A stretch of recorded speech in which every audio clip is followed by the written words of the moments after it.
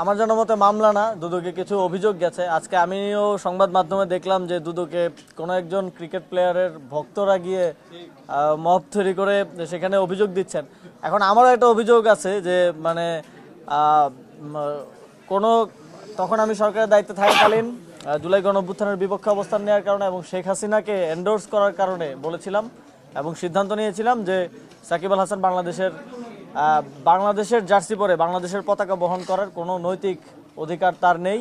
এখন সেটা যদি দুর্নীতি হয়, কাউকে যদি খেলতে না দেওয়া দুর্নীতি হয়, তাহলে সেটার জন্য আমার শাস্তি হোক, আমার কোনো সমস্যা নেই। এখন আমাদের আসলে খুবই হাস্যকর হয়ে যাচ্ছে বিষয়গুলো। সাকিব আল হাসানকে খেলতে না দেওয়ার কারণে তার ভক্তরা গিয়ে 1000 কোটি টাকার দুর্নীতির অভিযোগ করলো এবং গতকালকে সারাদিন সেটা নিয়ে সব মোটামুটি মিডিয়ায় এক ধরনের মিডিয়া ট্রায়াল চললো। কেউ সেই অভিযোগের কারণটা কি এবং কারা দিয়েছে সেটা কেউ উল্লেখ করলো না। সেটা আজকে গণমাধ্যমে আসলো, এটা খুব দুঃখজনক। এবং আমার জানার মতে দুদকে অভিযোগ দেওয়ার প্রক্রিয়াটা খুবই ইজি, যে কেউ গিয়ে অভিযোগ দিয়ে আসতে পারে। কিন্তু তারপরেও তাদেরকে কেন সেখানে মব তৈরি করতে হলো বা সেখানে কেন এইভাবে লোকবল নিয়ে, আমার ধারণা হচ্ছে এর পিছনে কোনো ধরনের উস্কানি অথবা ইন্ধন আছে।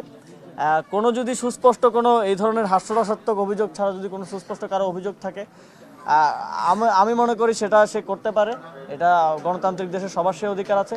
কার যদি আমার থেকে কোনো কিছু জানার থাকে, আমিও সেটা স্পষ্টভাবে, এখানে গোপনীয়তার কিছু নেই, সেটা স্পষ্টভাবে বলার জন্য প্রস্তুত আছি এবং সহযোগিতা করতে প্রস্তুত আছি।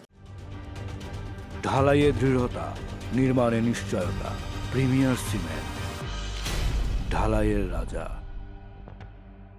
রাজনৈতিক দিক থেকে আমাদের এই জোট ছিল একটা কৌশলগত নির্বাচনী ঐক্য।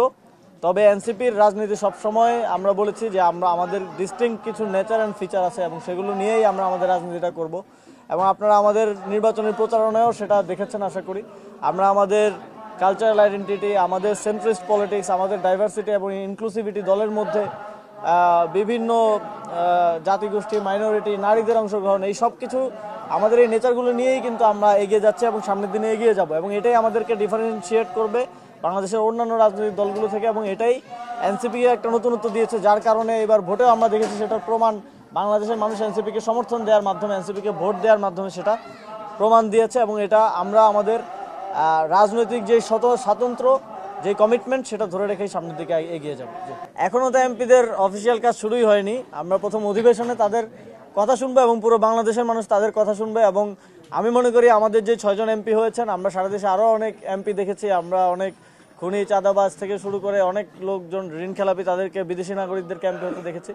আমরা মনে করি এই 6 জন বাংলাদেশের সংসদীয় রাজনীতিতে, সংসদীয় অধিবেশনগুলোতে নতুন প্রাণচাঞ্চল্য নিয়ে আসবে এবং বাংলাদেশের মানুষ এই 6 জনের কথা শোনার জন্য, এই 6 জনের মাধ্যমে বাংলাদেশের জনগণের কথা সেখানে প্রতিফলিত হবে।